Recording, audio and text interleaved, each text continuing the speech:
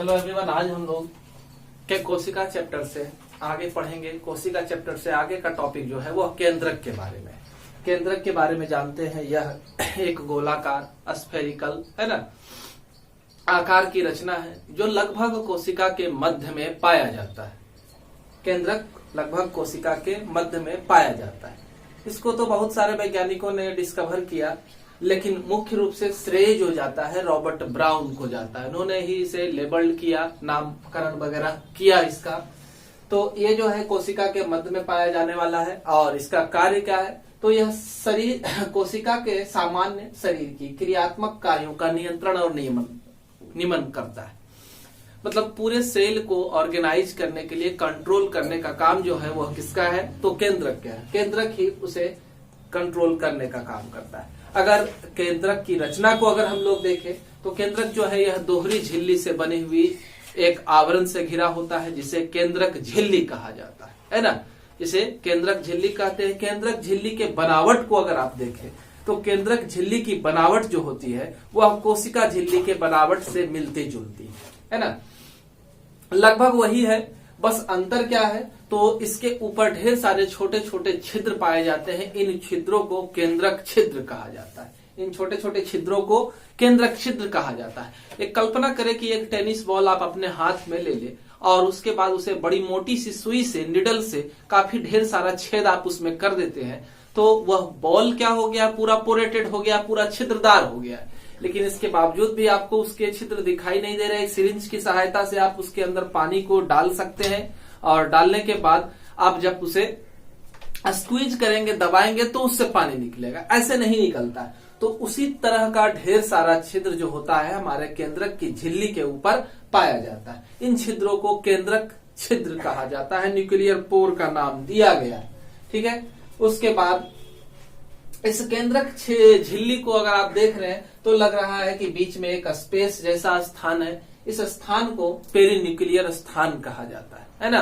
और इसके अंदर एक द्रव्य होता है जिसे पेरीन्यूक्लियर सैप या पेरीन्यूक्लियर द्रव्य का नाम दिया जाता है। उसके बाद देखें कि इसके अंदर आप चलेंगे तो केंद्रक के अंदर एक द्रव्य भरा हुआ होता है। उस द्रव्य को क्या कहते हैं, केंद्रक द्रव्य कहा जाता है ना। केंद्रक द्रव्य की बनावट कैसी होती है, तो केंद्रक द्रव्य की बनावट कोशिका द्रव्य से मिलती जुलती है। अंतर बस इतना है न्यूक्लिक अम्ल का, है ना। इसमें अतिरिक्त जो चीज है वह क्या है, न्यूक्लिक अम्ल है ना। प्रोटीन है, फॉस्फेट है, ये सब एक्स्ट्रा जुड़ा है। बाकी जो है रचनाएं केंद्रक द्रव्य की तरह ही इसमें भी सारी रचनाएं पाई जाती है। उसके बाद आप देखें कि इसके अंदर जो है इसके अंदर पूरा पोषक तत्व भरपूर होता है। कार्बन डाइऑक्साइड, ऑक्सीजन वगैरह सब कुछ केंद्रक द्रव्य के अंदर आपका पाया जाता है। इसी केंद्रक द्रव्य के अंदर आप देखते हैं कि ढेर सारी कुंडलित धागे नुमा रचनाएं पाई जाती है। उसे क्रोमेटिन जालिका भी कह सकते हैं। और अगर यह कोशिका विभाजन के समय इसका अगर अध्ययन किया जाए तो यह मोटे धागे के रूप में दिखाई देती है। तो इस मोटे धागे जैसी रचना को हम लोग गुणसूत्र कह सकते हैं, लेकिन सामान्यतः यह क्रोमेटिन जालिका के रूप में केंद्रक के अंदर उपस्थित होता है। धागे में व्यवस्थित यह कोशिका विभाजन के समय होता है और स्पष्ट हमें उसी समय दिखाई देता है। उसके बाद इसके अंदर एक और गोल जैसी रचना होती है जिसे केंद्रिका कहा जाता है, ठीक है। तो वही कह रहा है कि क्रोमेटिन जालिका का आपको अध्ययन करना है तो क्रोमेटिन जालिका का अध्ययन आपको कोशिका विभाजन के इंटरफेज अवस्था में होगी। और क्रोमोजोम गुणसूत्र का अध्ययन देखना है तो यह कोशिका विभाजन के अंतिम अवस्था में होगी। यानी कि जब क्रॉसिंग ओवर, अगर अर्धसूत्री विभाजन है तो क्रॉसिंग ओवर होगा, उस समय दिखाई देगा, या मेटाफेज वगैरह में, एनाफेज वगैरह में यह स्पष्ट रूप से, प्रोफेज के बाद से यह स्पष्ट धागे में आपको दिखाई देने लगेगी, ठीक है। तो ये क्रोमेटिन जो होते हैं, ये क्रोमेटिन खास तरह के चीज से बने होते हैं, हिस्टोन प्रोटीन से, है ना। एक खास तरह का इसमें प्रोटीन होता है जिसे हिस्टोन प्रोटीन कहते हैं। कुछ प्रोटीन नॉन हिस्टोन वाले भी होते हैं। इसके अलावा इसमें आरएनए और डीएनए पाया जाता है। आपको याद रखना है कि डीएनए जो होता है वह निगेटिवली चार्ज होता है और जबकि प्रोटीन जो है वह हमेशा ही पॉजिटिव चार्ज को रखता है, ठीक है।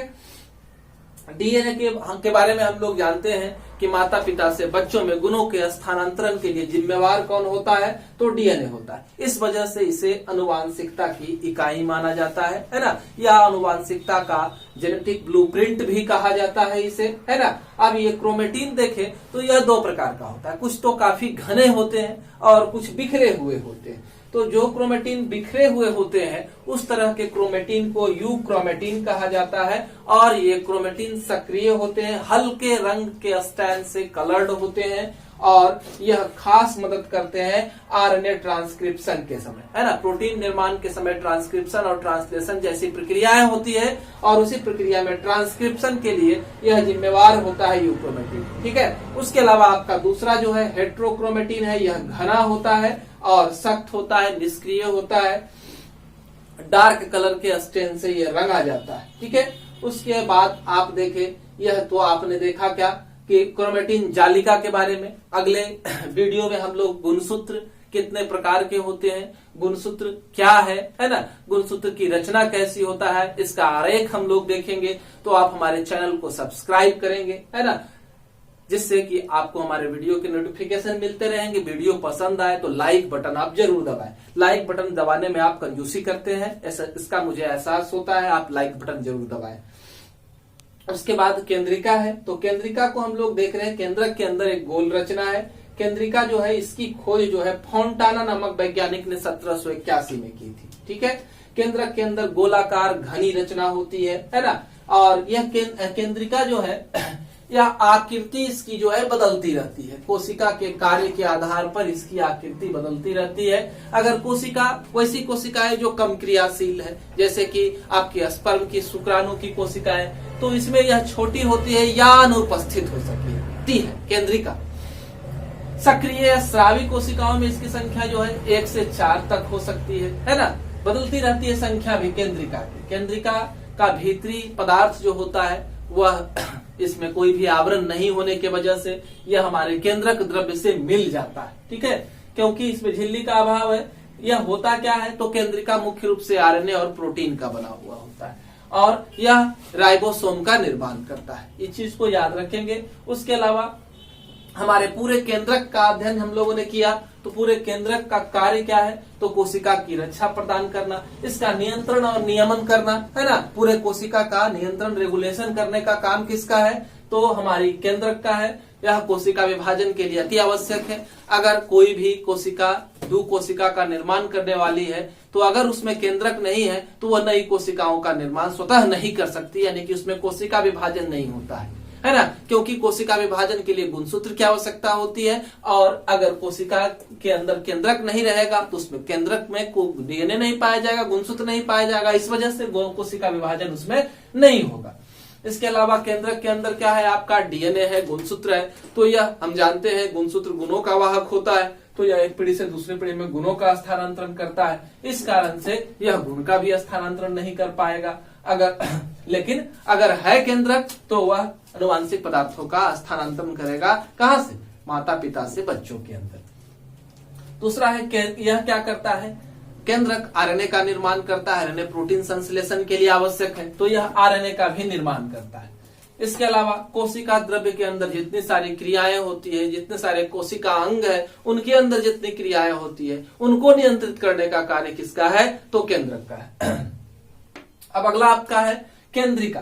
तो केंद्रिका जो है वह मुख्य रूप से क्या करती है, बताएं कि राइबोसोम का निर्माण करती है। इसके अलावा राइबोसोमल आरएनए का निर्माण करती है। हम जान लें कि आरएनए जो होते हैं वह 4 प्रकार के होते हैं, है ना, 3 प्रकार के होते हैं, मैसेंजर आरएनए, संदेशवाहक आरएनए, है ना, राइबोसोमल आरएनए, और क्या ट्रांसफर आरएनए, टी आरएनए, इतने तरह के आरएनए जो होते हैं वो पाए जाते हैं।